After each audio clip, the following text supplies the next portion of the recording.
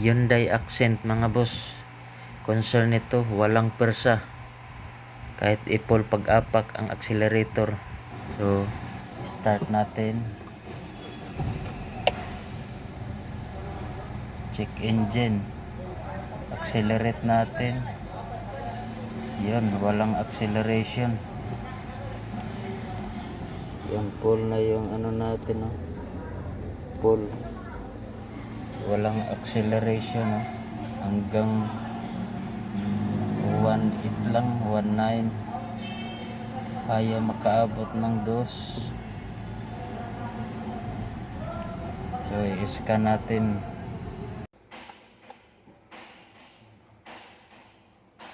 Dito mga boss, titingnan natin anong reading niya.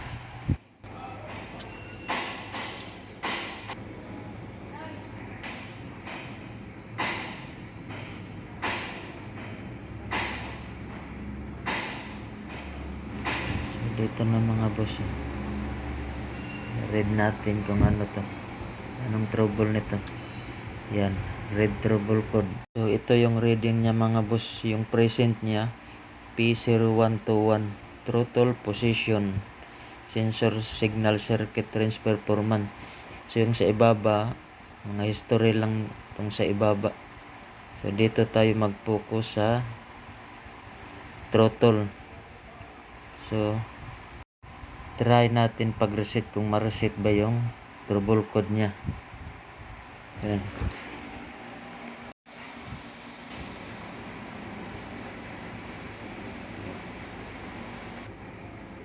Throttle position sensor.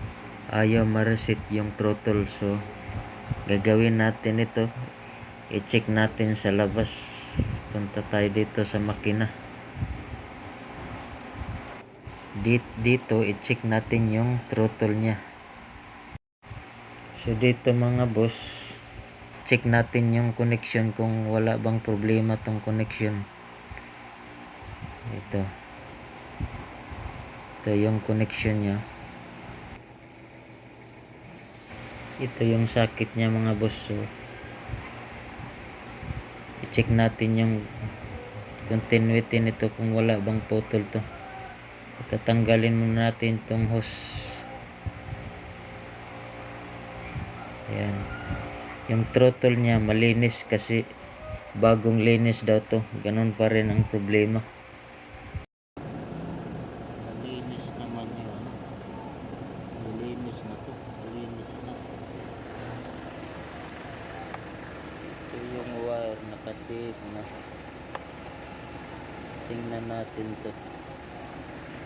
At dito mga boss, tinanggal nating throttle kasi okay naman yung wiring. So sinubukan natin yung motor. Gumana naman yung motor. Walang problemang motor. Problema nito ito, yung sensor niya.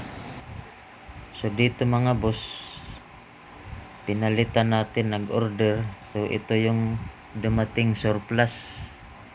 Tingnan natin kung magkapareha ba. Ito yung yan. Ito yung dumating. Ito. Yung surplus walang, yung connection sa tubig wala. Yung original mayroon. So gagawin natin ito. I-bypass lang muna natin tong hose. Ito ikabit na natin. Ayan. Ito yung surplus mga boss. Kabit natin. Kita natin.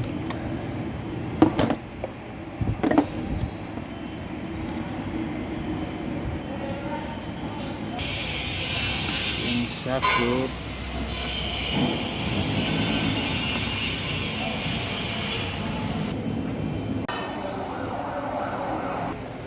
Ito mga boss, nakabit na natin. So yung hose dito, binaypass lang muna natin. Dito natin nilagay. Ganito, dito natin nilagay. Tapos ito, kabit na, subukan natin kung okay ba under nito, kung may persa na ba. Okay. dito mga boss, i-reset muna natin yung trouble code niya. Ayan.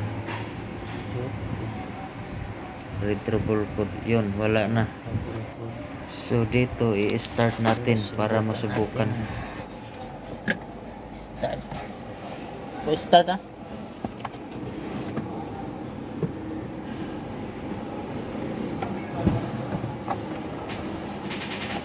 Yun, naglobat na.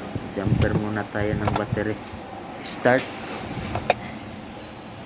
Yun, wala nang check engine. I-rev natin kung persado na ba. Yun, persado na. Okay na mga boss, oh. May persa na siya. So wala nang check engine. Okay na mga boss. Throttle talaga yung problema. Kachamba din tayo.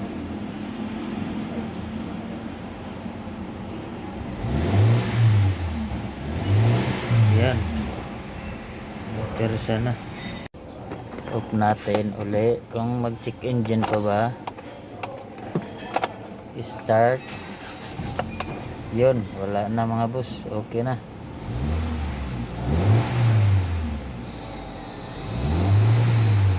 Okay na mga boss.